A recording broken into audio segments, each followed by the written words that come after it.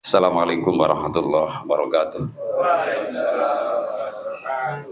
Bismillah, alhamdulillah, assalatu wassalamu ala rasulillah Sayyidina Muhammad ibn Abdullah, la hawla wa la quwata illa billah, amma ba'd. Qala Allah Ta'ala wa atimul hajja wal umrata lillah. Bapak Gunadi Siono selaku tuan rumah yang saya hormati, ada yang terhormat Bapak Ustadz Anwar LC, Bapak Ustadz Abdullah Purwo, Ustadz Hendro, Pak Haji Ahmad Abadi, Bapak RW, Pak RT dari berapa RT? Tiga. Ada 3, alhamdulillah. Ya. Berikut mantan RT. Juga bapak-bapak jamaah sekalian yang hadir di sore hari ini, semoga kita semua dirahmati dan dimuliakan oleh Allah Subhanahu wa Ta'ala.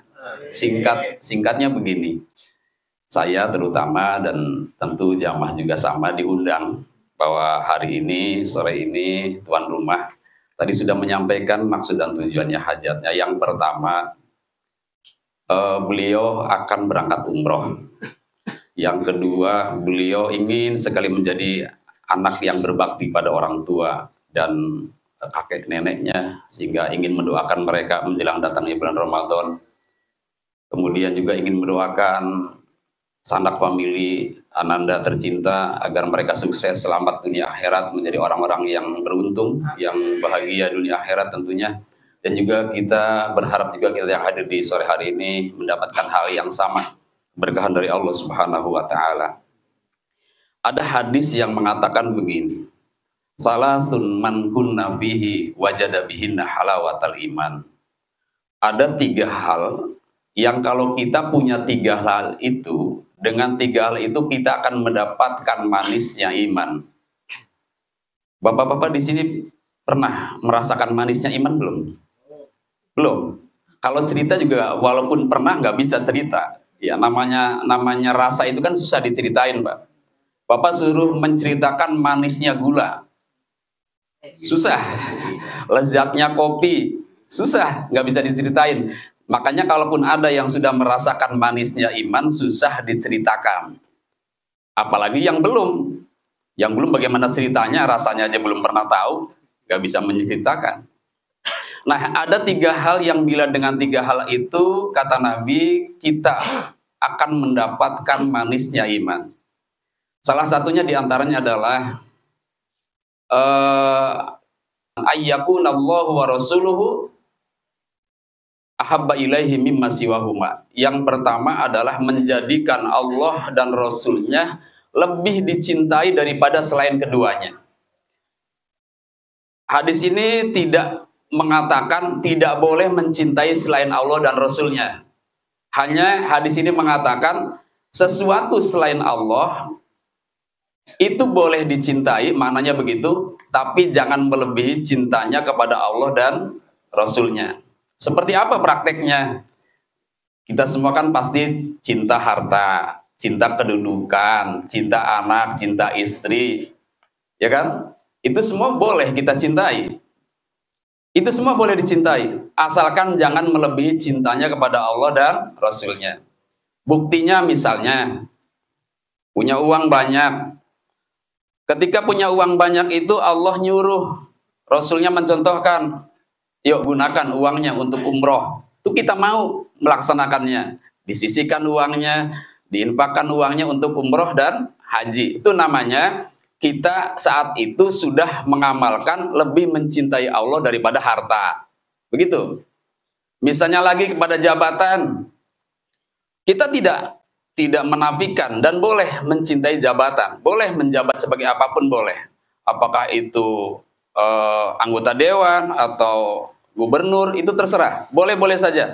Asalkan ingat jangan melanggar aturan-aturan Allah. Siapa yang melanggar aturan-aturan Allah, itu tandanya orang tersebut tidak mencintai Allah melebihi cinta kepada selain keduanya. Kurang lebih begitu maknanya. Jadi kalau Pak Gun saat ini sedang punya harta, lalu ingin umroh, tidak sayang-sayang uangnya dibelanjakan, bahkan tadi kali 4 Pak ya? 4 ya? Anak istri, Ya, 4. iya 4 ya, 4 kali 40. Luar biasa tuh Pak, kalau kita kerja tuh lama tuh ngumpulinnya. Itu nggak sayang-sayang. Di sana sudah dinanti oleh Allah Subhanahu wa Ta'ala. Karena siapa yang berangkat ke sana itu otomatis telah menjadi tetamunya Allah dan Rasulnya. Kenapa sih kita rindu ke sana? Wah banyak hal yang membuat kita semua orang Islam di Indonesia khususnya, kita semua yang hadir di sini insya Allah pengen semua berangkat umroh minimal. Syukur bisa haji. Karena di sana itu luar biasa. Ada orang yang merindukan pengen sholat di Masjidil Haram, pengen sholat di Masjid Nabawi.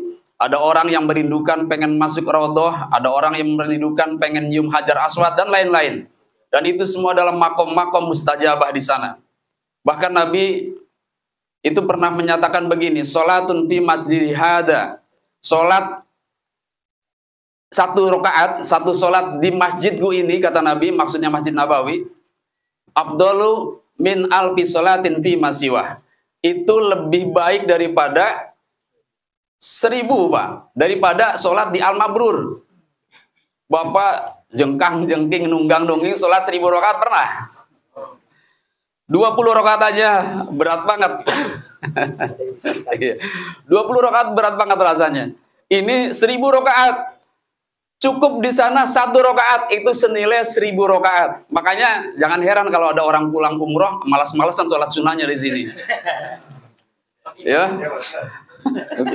Ketika ditanya sudah dirapel Pak Ustadz katanya. Udah banyak di sana, udah ribuan rakaat. Itu baru Masjid Nabawi Pak, belum Masjidil Haramnya. Kalau Masjidil Haram 100.000. Itu tadi Masjid Nabawi. Makanya Nabi pernah begini ketika berurusan dengan masalah kurban.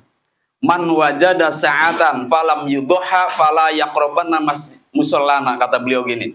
Siapa yang punya kelapangan rizki, lalu dia tidak berkorban, maka jangan sekali-kali mendekati musolaku. Itu diancam oleh Nabi itu. Uangnya banyak, masanya korban datang, Dzulhijjah, tapi nggak kurban. Itu Nabi benci. Seakan-akan kalau kita datang ke sana, unjuk datang, Nabi di sana nungguin, mau kemana Pak? Mau sholat ya Rasulullah di masjid Anda. Gak usah sana balik lagi. Digituin Pak, sedih nggak? Udah ongkosnya mahal, nunggunya waiting listnya lama, tiba-tiba mau sholat di sana nggak boleh sama Nabi. Karena saat punya uang, di bulan Dzulhijjah tidak mau kurban. Tuh setiap muslim yang normal akalnya, normal agamanya, itu pasti merindukan ingin sholat di Masjid Nabawi, di Masjidil Haram. Itu salah satunya. Belum lagi desak-desakan pengen mencium Hajar Aswad. Nah, Pak Gun kira-kira pengen nggak nyium Hajar Aswad? Ya, secara fisik insya Allah kuat. Tapi ternyata banyak yang fisiknya kuat nggak mampu Pak. Saran saya, cari guru, ijazah, amalan, ada doanya. Saya sudah membuktikan waktu haji, walaupun banyak begitu, bisa. Itu sebelum haji, saya haji 2017. Sebelum haji 2010 saya umroh. Saat umroh bisa berkesempatan mencium Hajar Aswad 2 kali. Dan itu pun kalaupun mau berkali-kali kali ya, dengan ijazah dari seorang guru yang harus diamalkan saat itu. Insya Allah itu namanya sanad atau tawasul kepada dari guru ke guru terus menerus. Insya Allah bisa. Ya, syukur bisa juga dengan cara-cara yang tentu ada yang lainnya, bukan hanya itu, ya, bisa diperoleh dari cara-cara yang lain juga. Nah, itu salah satunya adalah kemuliaan kita mencium Hajar Aswad itu langsung gugur dosa-dosanya. Di sana juga ada Makom Ibrahim, ada Hijir Ismail dan lain-lain. Pokoknya yang membuat rindu kita pergi ke sana adalah diantaranya itu, selain umroh dan haji. Nah nanti ketika mengawali ritual haji kan disebutnya ihram, Pak. Ya, ihram haji maupun ihram tawaf itu sama. Maknanya adalah mengharamkan sesuatu yang tadinya halal. Sama takbiratul ihram juga sama. Kenapa takbir pertama dalam sholat disebut ihram? Sama dengan ihram saat haji, yaitu mengharamkan sesuatu yang tadinya halal menjadi haram. Kalau takbir dalam sholat, tadinya minum boleh, begitu takbir nggak boleh, haram. Tadinya bercanda, ngobrol boleh, begitu takbir nggak boleh, haram. Makanya disebutnya takbiratul ihram. Begitu juga sama ketika umrah atau haji ada ihram. Nawaitul hajja wa ahramtu biha, itu niat namanya. Maka saat itu tidak boleh berminyak wangi, tidak boleh berpakaian berjahit, tidak boleh menutup kepala bagi laki-laki, dan larangan lainnya nanti mungkin ada buku panduannya nanti. Jangan sampai terjadi begini. Pengalaman saya waktu haji kemarin, ada jamaah yang nggak terbiasa tidur tidak pakai celana dalam. Ceritanya waktu itu kita jalan ke Jeddah. Jalan ke Jeddah, kata ketua rombongan, kita sebaiknya pulangnya sambil umroh. Niat dari Jeddah, katanya begitu. Ya, maka kemudian pada niat umroh, begitu sampai Mekah, sampai hotel, waktunya malam, lalu ditawarkan pada mereka, gimana mau langsung tawaf, apa istirahat dulu? Istirahat dulu Pak Ustadz, katanya begitu. Istirahat dulu akhirnya. Tidur kan di hotel kan? Begitu tidur, dia nggak betah. Tidurnya hanya pakai kain ihram, padahal belum umroh itu, tapi sudah niat. Selama kita sudah niat, walaupun belum melakukan ritual umroh, tetap wajib menjaga larangan-larangan itu. Maka dia pakai tuh Pak celana, pakai pagi-pagi lapor, dah kena dam deh orang nih, bayar kambing deh akhirnya. Nah, itu resiko. Jadi jangan sampai terjadi seperti itu, maksudnya itu adalah hal-hal yang kadang kita lupa. Belum lagi hal-hal yang lain, ini banyak banget kalau belajar haji. Saya ngaji kitab haji namanya Al-Idah fi Manasikil Hajj. Itu 2 tahun ngaji kitab haji itu Pak. Iya, artinya kalau belajar haji yang sesungguhnya, itu belajar bab haji itu lama sekali. Tapi Allah tidak mempersulit. Siapa yang punya keinginan, punya biaya dan mampu, maka di sana tinggal amalkan saja. Tidak ada bacaan-bacaan yang khusus di sana. Tawaf 7 kali tidak ada bacaan khusus. Tawaf saja sah. Begitu juga sa'i, tidak ada bacaan khusus. Walaupun ada bacaan-bacaan yang dibaca oleh pembimbing, itu hukumnya hanya sunnah atau afdol saja. Kemudian yang kedua, tadi sekilas lah, jangan lama-lama Pak ya, keburu adem.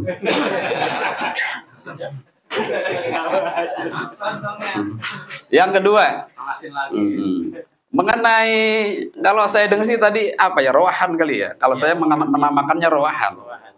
Rowahan itu budaya Indonesia, tidak ada di teks hadisnya, nggak ada. Bapak cari beberapa kitab hadis, Kutubus Sittah misalnya, dicari tuh nggak bakal nemu yang namanya rowahan. Apa? Nggak ada di Google juga nggak ada rowahan, hanya ada di Indonesia. Orang Indonesia tuh suka membuat istilah Pak. Kalau tahlil kegiatannya disebut tahlilan. Kalau maulid kegiatannya disebut maulidan gitu. Kalau pakai celana serowalan, kan gitu ya. Itu orang Indonesia suka rajaban. Begitu juga rowahan. Artinya di sana adalah kesempatan kita mensucikan diri ketika menjelang bulan Ramadan.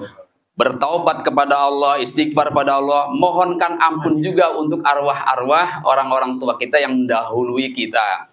Walaupun memang bukan hanya satu-satunya waktu di kala itu, kita semua insya Allah punya kesempatan mendoakan mereka di setiap waktu, setiap habis sholat atau di luar sholat. Kita insya Allah punya kesempatan dan sudah melakukan mendoakan mereka di setiap kesempatan yang kita miliki. Tapi untuk mengumpulkan orang dan minta keikhlasan orang, maksudnya teman, kerabat, tetangga, dan lain-lain, sehingga terkumpul 40 orang lebih, itu adalah apa disebutnya momen khusus atau situasi yang khusus ya, yang di sana insya Allah doa kita semua karena diaminkan oleh orang banyak, itu lebih diijabah daripada doa sendirian. Itu maksudnya begitu ya. Jadi maksudnya adalah mendoakan pendahulu-pendahulu kita, terutama tuan rumah, ada ayahnya, ada ibunya, ada kakeknya, ada neneknya, dan seterusnya.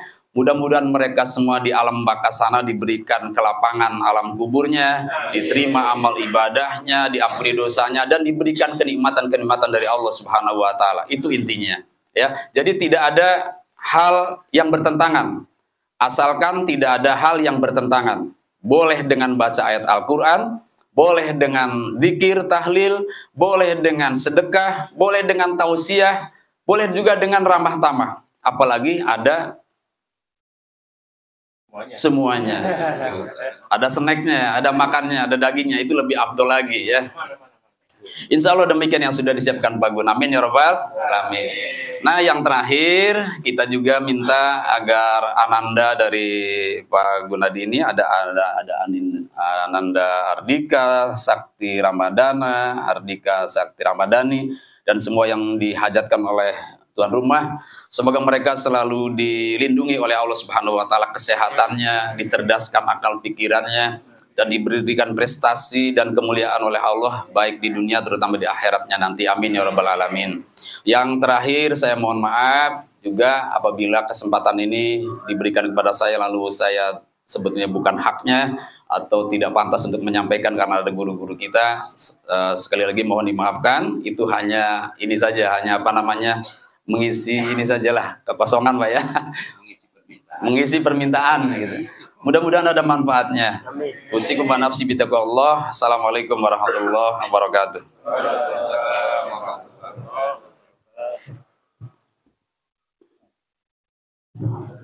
Demikian